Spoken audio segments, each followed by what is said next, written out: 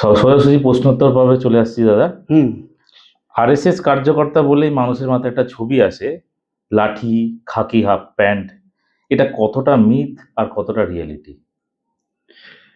মৃত্যু হয়েছে। রাষ্ট্রীয় স্বয়ংসেবক সংঘ 100 বছর ধরে কাজ করছে সমাজে। খাকি হাফ প্যান্ট, সাদা জামা, লাঠি, এই নিয়ে 100 বছরের মধ্যে 75 বছর এই নিয়ে কাজ করেছে। মিথ আছে আর রিয়েলিটি এটাই আছে যে আজকে সারা দেশের মানুষের মধ্যে একটা সংস্কার, আজকে মানুষের মধ্যে দেশাত্মবোধ, মানুষের মধ্যে যে সময় অনুবর্তিতা, ডিসিপ্লিন, এই বিষয়টা আজকে জাগরিত হয়েছে, মানুষের মধ্যে এসেছে। রাষ্ট্রীয় স্বয়ংসেবক সংঘের 100 বছর কাজ করার জন্যই হয়েছে। শাখায় প্রথম দিন গিয়ে আপনি বেশি ভয় পেয়েছিলেন না বেশি মজা লেগেছিল? মজা লেগেছিল। রাষ্ট্রীয় স্বয়ংসেবক সংঘে আমি ছোটবেলায় তখন ছিলই, আমি 1968-তে রাষ্ট্রীয় স্বয়ংসেবক সংঘে, আর ওই বর্ষ প্রতিপদা উৎসব দিন দেখছি একটা মাঠেতে সাইকেল চালাতাম, সাইকেল চালাতে চালাতে দেখছি একটা মাঠে সুন্দর তারা কিছু কার্যক্রম করছে, কিছু প্রোগ্রাম করছে। তো সেটা দেখে আমি দাঁড়িয়ে গেলাম, সাইকেল ছাত্রই ছিলাম, 7-8-এ পড়ি। তো দাঁড়িয়ে যাওয়ার পরে দেখছি তাদের মধ্যে সুন্দর একটা ডিসিপ্লিন, ওইটা দেখে আমার প্রথমে খুব আনন্দ লেগেছিল। তো মাঠের বাইরে দাঁড়িয়েছিলাম, তখন ওইখান থেকে সব শেষ হয়ে যাওয়ার পরে একজন ব্যক্তি এলেন, এসে আমাকে বললেন তুমি কোথায় থাকো, পরিচয় করলেন। পরিচয়ের মধ্যেই একটা সম্পর্ক, যে প্রথম পরিচয়তেই একটা এমন সম্পর্ক হলো। উনি বললেন যে তুমি কি বিকালবেলা এখানে আসতে পারো, প্রতিদিন আমরা এখানে কিছু শরীর চর্চা করি, খেলাধুলা করি, তো আসতে পারো? আমি বললাম হ্যাঁ আসতে পারি। আমার 4টের সময় স্কুল ছুটি হতো, 5টার সময় শাখা হতো, বাড়িতে গিয়ে বই খাতা রেখে হাত মুখ ধুয়ে স্বল্পাহার ইত্যাদি করে আসতাম শাখাতে। প্রথম দিন আসার পরে যে অনুভব, সেই অনুভব আমাকে প্রেরণা দিয়েছে সারা জীবন ধরে। আমি আজকে বোধহয় 57 বছর হয়ে গেছে এই সংগঠনের সঙ্গে একদম নিরলসভাবে রয়েছে। পশ্চিমবঙ্গে আরএসএস কার্যকর্তা হওয়া কি ইজি, না এটা একরকম ডেইলি অ্যাডভেঞ্চার? ইজি নয়, ভালো কাজ কখনো ইজি হয় না, সহজ হয় না। ভালো কাজ, যে কোনো ভালো কাজ করা সহজ হয় না। ভালো কাজ মানেই তার সঙ্গে কিছু ভাবনা থাকে, সেই ভাবনা মানুষকে আকৃষ্ট যদি করে তবে গিয়ে সে সেই কাজের সঙ্গে যুক্ত হবে। আর সেই কাজের সঙ্গে যুক্ত হওয়ার সঙ্গে সঙ্গে নিবিড়ভাবে যুক্ত হতে হবে, তবে গিয়ে এই কাজকে ভালো লাগবে।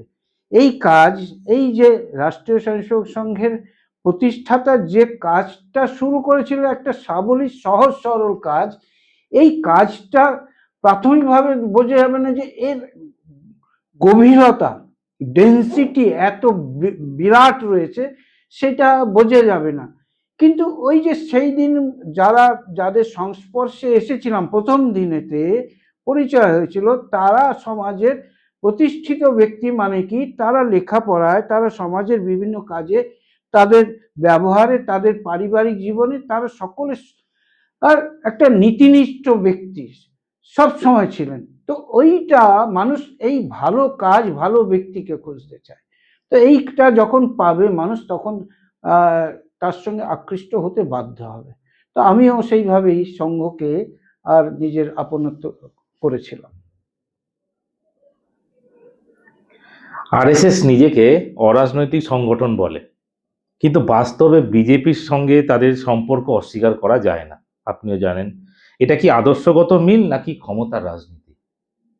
ক্ষমতার রাজনীতি নয়, রাজনীতি ক্ষমতার রাজনীতি নয়। রাজনীতি একটি বিশেষ গুণসম্পন্ন সংগঠন, রাজনৈতিক দল হচ্ছে একটি বিশেষ গুণসম্পন্ন সংগঠন হতে হয়। আজকের দিনের রাজনীতির পরিপ্রেক্ষিতে আমরা যেটা দেখছি, সেইটা নিয়ে আমরা রাজনীতির ভাবনা ভাবছি, সেটা ঠিক নয়।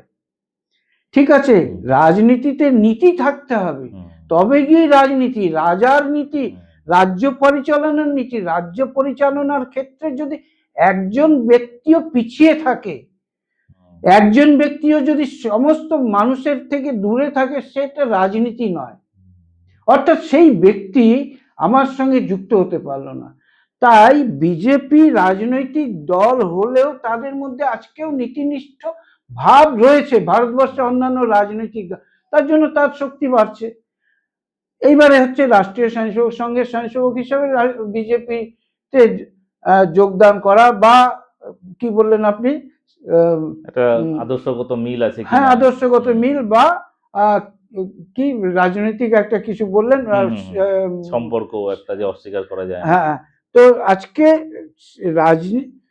রাজনীতি বিজেপি রাজনীতিতে আজকে রাষ্ট্রীয় স্বয়ংসেবক সংঘের যারা রাজনীতি করবে ভাবে আমি ভোটার, আমাকে ভোট দিতে হবে, আমাকে ভোট দিতে হবে, ভোট কোথায় দিতে হবে, ভোট দিতে হবে যে আদর্শনিষ্ঠ মানুষ, ব্যক্তি, যে ব্যক্তি সমাজের হয়ে আমার হয়ে বলবে, আমার প্রতিনিধি হয়ে বলবে, এই প্রতিনিধিত্ব করার যে ভাবনা, সেই ভাবনা নিয়ে যে রাজনৈতিক দল, সেই রাজনৈতিক দলকে আমাকে ভোট দিতে হবে। সেই ভোট দেওয়ার ক্ষেত্রে আমি যদি সেই রকম রাজনৈতিক দল না পাই, তাহলে আমাকে আমার সমমনোভাবাপন্ন রাজনৈতিক দল খুঁজতে হবে। এই ক্ষেত্রে দুটো দিক আছে। একটা দিক হচ্ছে বিজেপিকে ভোট দেওয়া একটা প্রসঙ্গ আছে, মানুষ হিসাবে যখন ভালো প্রার্থীকে ভোট দিলেই, ভালো প্রার্থীকে ভোট দিলে সে বিজেপি হতে পারে, তৃণমূল হতে পারে, সিপিএম হতে পারে, কংগ্রেস হতে পারে, আরো হতে পারে। ভালো মানুষ যখন রাজনীতিতে আসবে তখন কোনো রাজনৈতিক মত দেখা হয় না। এইটা হচ্ছে ভোট দেওয়ার ক্ষেত্রে। এবারে বিজেপির সঙ্গে আরএসএস এর সম্পর্ক বলতে, রাষ্ট্রীয় স্বয়ংসেবক সংঘের স্বয়ংসেবক যারা, তারা যদি কখনো মনে করেছে যে আমরা রাজনৈতিক দলের সঙ্গে যুক্ত হব, সেই সময়তে অন্য সংগঠনগুলো, বাকি সংগঠনগুলো তারা তাদেরকে গ্রহণ করে না, তাদেরকে গ্রহণ করে না। গ্রহণ করে না কেন সেটা অন্য বিষয়, কিন্তু বিজেপি তারা বলে আমরা তো রেডিমেড, এইরকম আমাদের কার্যকর্তা, আমাদের দলকে চালানোর জন্য এক ভালো মানুষকে পাচ্ছি, তাই তারা অ্যাকসেপ্ট করে।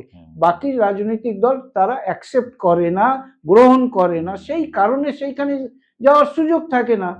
আজকে একটা সময় ছিল, আজকেও আছে, অনেকেই আছে যে রাষ্ট্রীয় স্বয়ংসেবক সংঘের সঙ্গে কাজ করেছে, সেই সংগঠনের কাজ বাড়িয়েছে, পরে অন্যান্য রাজনৈতিক দলে গিয়েছে সেই রকম আছে, কিন্তু সেখানে গিয়ে তারা তাদের যে গুণ, সেই গুণকে সেখানে প্রভাবিত করতে পারেনি। সেই কারণেতে বিজেপিতে রাষ্ট্রীয় স্বয়ংসেবক সংঘের স্বয়ংসেবক যারা, তারা বিজেপিতে রাজনীতি করার জন্য যদি মত করেছে, একটা বিজেপিতে গেছে, এইটুকুই। গান্ধী, নেহেরু, আম্বেদকর এরা ভারতের ভিত্তি। আরএসএস এর বয়ানে এদের গুরুত্ব তুলনামূলকভাবে কম কেন? কোনো কম নেই। রাষ্ট্রীয় স্বয়ংসেবক সংঘ, আমরা প্রতিদিন সকালবেলা ঘুম থেকে ওঠার পরে আমরা একাত্মতা স্তোত্রম, হ্যাঁ, প্রাতঃস্মরণ আগে ছিল, আগে প্রাতঃস্মরণ বলে ভারতীয় সংস্কৃতিতে প্রাতঃস্মরণ ছিল, করাগ্রে বসতে লক্ষ্মী, কর মধ্যে সরস্বতী, করমূলে তু গোবিন্দ, প্রভাতে কর দর্শনম।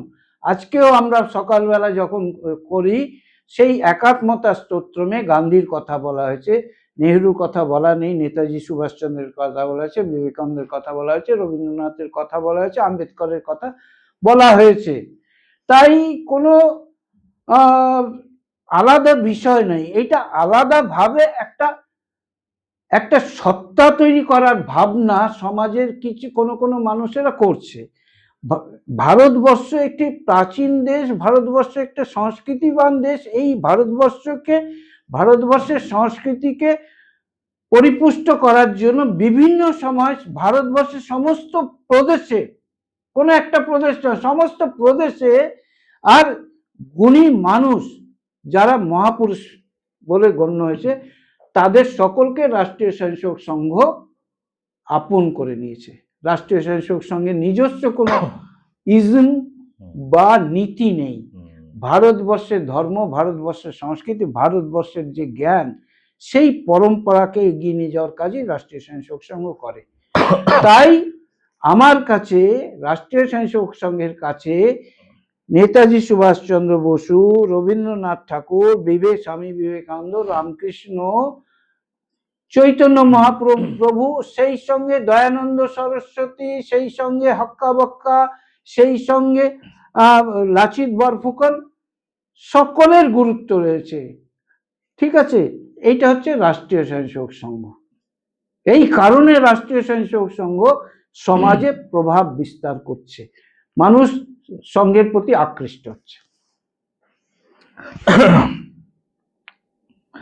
দাদা, আরএসএস নিজেকে কালচারাল অর্গানাইজেশন বলে, বাংলায় সেই কালচারটা কিভাবে আলাদা?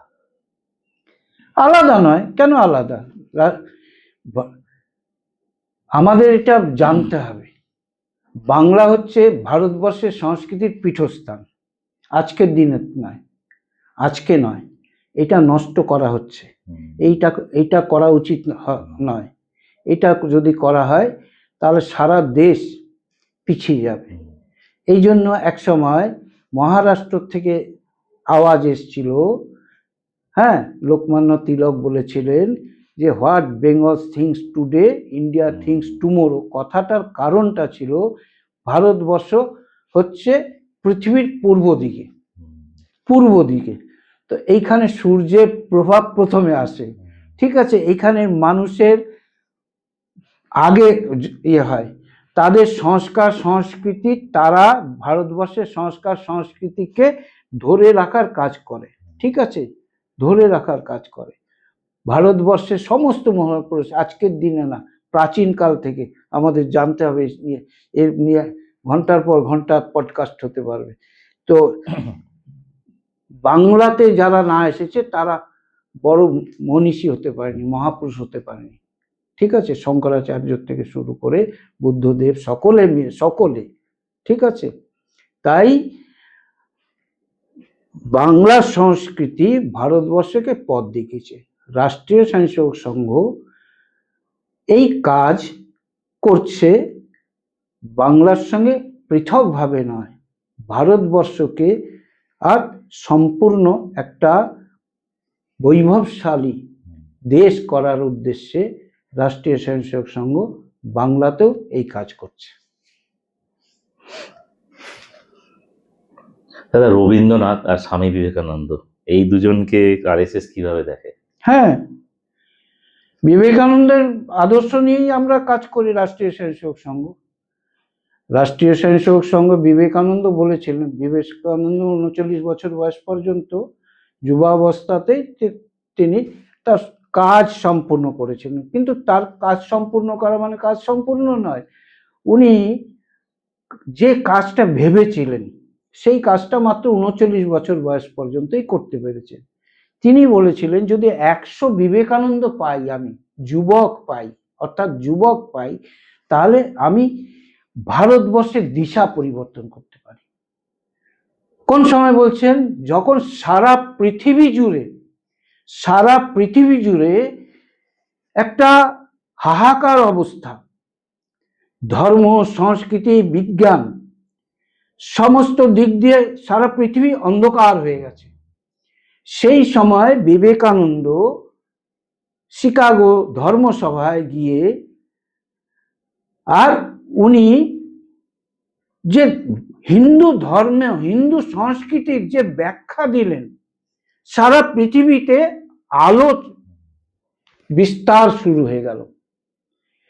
তো বিবেকানন্দ তার যে কাজ, সেই কাজ মাত্র 39 বছর পর্যন্ত করলেন। রাষ্ট্রীয় স্বয়ংসেবক সংঘ বিবেকানন্দ সেই ভাবধারা নিয়ে এই কাজ সমাজের মধ্যে করছে। রাষ্ট্রীয় স্বয়ংসেবক সংঘের প্রতিষ্ঠাতা ডাক্তার হেডগেওয়ার যুব অবস্থায় পড়াশোনা করার জন্য কলকাতায় এলেন। উনি মুম্বাইতেও, তখন বোম্বে প্রেসিডেন্সি ছিল, বোম্বে প্রেসিডেন্সিতেও ডাক্তারি পড়ার সুযোগ পেয়েছিলেন, কলকাতা প্রেসিডেন্সিতেও সুযোগ পেয়ে উনি কলকাতা বেছে নিলেন। কেন? দুটো কথা, যে বাংলার সঙ্গে আরএসএস এর সংস্কৃতির যে বিষয়, তো ডাক্তার হেডগেওয়ার তখন আরএসএস প্রতিষ্ঠা করেননি, উনি পড়াশোনা করবেন। তো ওনার ভাবনাই ছিল যে কলকাতা হচ্ছে সংস্কৃতির পীঠস্থান, ভারতবর্ষের সংস্কৃতির পীঠস্থান হচ্ছে কলকাতা। তাই উনি কলকাতা বাছলেন, কলকাতা বেছে নিয়ে এই এলাকাতেই উনি থাকলেন, থেকে মেডিকেল কলেজে, বর্তমানে যে মেডিকেল কলেজ সেটা তখন বউবাজার একটা বাড়িতে ছিল, সেইখানে উনি পড়াশোনা শুরু করলেন। 1 মাসের মধ্যে অনুশীলন সমিতির সঙ্গে যুক্ত হলেন, পুলিন বিহারী দাসের অনুশীলন সমিতির সঙ্গে যুক্ত হলেন। অর্থাৎ দেশাত্মবোধ, দেশকে মজবুত করা, দেশের বিদেশি আক্রমণকারীর বিরুদ্ধে আন্দোলন করা, এই বিষয় নিয়ে উনি কাজ করবেন বলে কলকাতায় এলেন। কলকাতায় উনি 5 বছর ছিলেন, 10 থেকে 15 অবধি ছিলেন, 16তে উনি গেছেন। প্রতি বছর বন্যা হতো, হুগলি হাওড়া যে এলাকা, সেই এলাকাতে উনি রামকৃষ্ণ মিশনের পক্ষ থেকে তার সহপাঠীদেরকে নিয়ে প্রত্যেক বছর সেবা কাজ করতে, ত্রাণের কাজ দিতে, উদ্ধারের কাজ করতে উনি যেতেন। সেই রূপনারায়ণের নদী, দামোদর নদী সাঁতরে উনি আর্তদেরকে উদ্ধার করেছেন, এরকম আমরা জানি। সঙ্গে দ্বিতীয় সরসংঘচালক MS গোলওয়ালকর, মাধব সদাশিব রাও গোলওয়ালকর। উনি বেনারস বিশ্ববিদ্যালয়ের একজন অধ্যাপক ছিলেন। অধ্যাপনা করার পরে তার মনে হয়েছিল যে উনি সন্ন্যাস নেবেন। কোথায় সন্ন্যাস নেবেন? রামকৃষ্ণ মিশন নাগপুরে গেলেন। নাগপুরে যাওয়ার পরেতে